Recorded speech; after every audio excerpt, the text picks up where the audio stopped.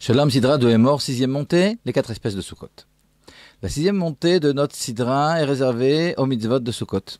Nous nous attarderons principalement sur la mitzvah des Arbat Aminim des 4 espèces. La Torah prescrit, vous prendrez le premier jour un fruit beau, il s'agit du cédra, de l'étrog, une branche de palmier, des branches de myrte ainsi que des branches de saule. Le rabbi fait remarquer quelque chose d'intéressant à ce propos. Chacune des espèces citées est accompagnée d'un ou de plusieurs qualificatifs dans la Torah, desquels découlent des restrictions quant à la définition de l'espèce. Chacune, sauf le saule, comme nous allons le voir. Pour le cédra, appelé Priet Sadar, le fruit beau. Alors, Priet Sadar, il y a Priet et il y a Hadar. Alors, du mot Priet, le fait qu'on appelle ce fruit-là un fruit, nous dit la halakha, il s'agit d'un fruit, ne peut être appelé fruit qu'un fruit qui est totalement formé, par conséquent un fruit qui a au moins un volume de kabeitza, moins que 54 cm3, le fruit sera inapte. Il est appelé aussi le fruit beau, et donc on apprend qu'il y a certains critères de beauté que doit remplir le cédra, l'étrog, et par conséquent, par exemple, un étrog qui serait sec serait inapte. Donc ici, il y a comme ça certains mots qui sont apportés dans la Torah, desquels et découlent des halachot qui vont restreindre finalement les possibilités. Pour la branche de palmier, qui est appelée kapot tmarim, alors le mot kapot, qui veut dire aussi, et c'est les mêmes lettres que le mot kafut, qui veut dire quelque chose qui est attaché, alors on apprend qu'une branche dont les feuilles ne sont pas attachables, une branche qui est complètement ouverte sur les côtés, et qu'on ne peut pas la replier, elle sera aussi inapte. Et puis du mot tmarim, certains décisionnaires, dont le Rogatchovi, apprend, tmarim c'est des dates, qu'il faut impérativement que la branche soit prise d'un palmier dattier, un palmier qui réellement donne des dates. Il y a d'autres avis, mais en tout cas c'est l'avis de certains décisionnaires. Ça c'est donc pour le kapot tmarim, pour la branche de palmier, pour laquelle aussi on a vu certaines restrictions. Pour les myrtes, on apprend du mot avot. Alors il s'agit de nœuds, anaf et savot. Et puis les nœuds, finalement, lorsque l'on a sur la branche et des endroits où sortent 3 feuilles, ça rappelle un petit peu un nœud.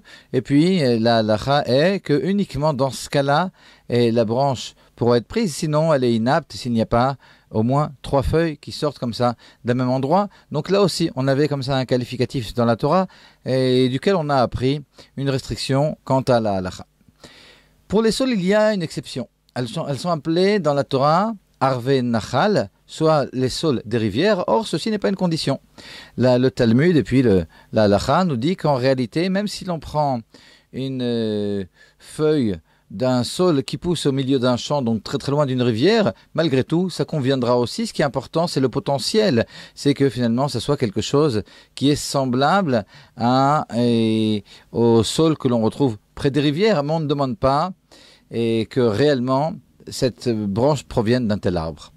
Alors, il faudrait comprendre pourquoi pour les autres espèces et les conditions sont nécessaires, et puis là, cette condition n'est pas nécessaire. Alors pour comprendre, nous dit le rabbi, il suffit de regarder le midrash. Alors tout le monde connaît le midrash selon lequel nous avons ici 4 types de juifs. Le cédra qui a goût et odeur, il représente les juifs qui ont Torah et mitzvot. Le loulav, la branche de palmier dattier, qui a un goût, parce que les dattes finalement ont un goût. Et elle représente ceux qui s'adonnent à l'étude. La myrte, qui a une odeur, représente les juifs qui s'adonnent principalement au mitzvot. Mais la branche de saule, qui n'a ni goût ni odeur, alors elle représente le juif qui ne se distingue pas nécessairement, ni par sa Torah, ni par ses mitzvot. Pourquoi alors la branche de saule est-elle importante ? Parce que justement, pour ne pas avoir ni Torah ni mitzvot, on comprend que ce qui va la distinguer, c'est l'essence du juif. C'est finalement cette chose-là uniquement que possède cette espèce. Et par conséquent, il y a quelque chose de peut-être plus important parce que quelquefois, les qualités nous font oublier et l'essence des choses.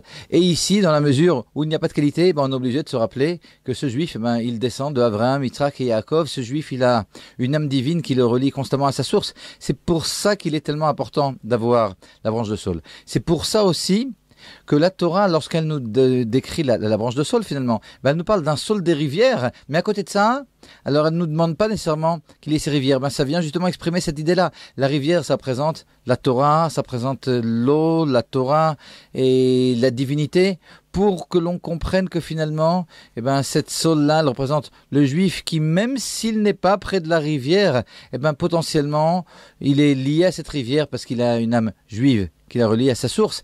Et finalement, on comprendra qu'on devra non seulement prendre cette espèce, mais aussi lorsque l'on prend les Arbat Amenim, les 4 espèces, on doit les relier, on devra rapprocher ce juif uniquement parce qu'il est juif, l'aimer, l'aider, et finalement, l'embrasser avec les 3 autres espèces.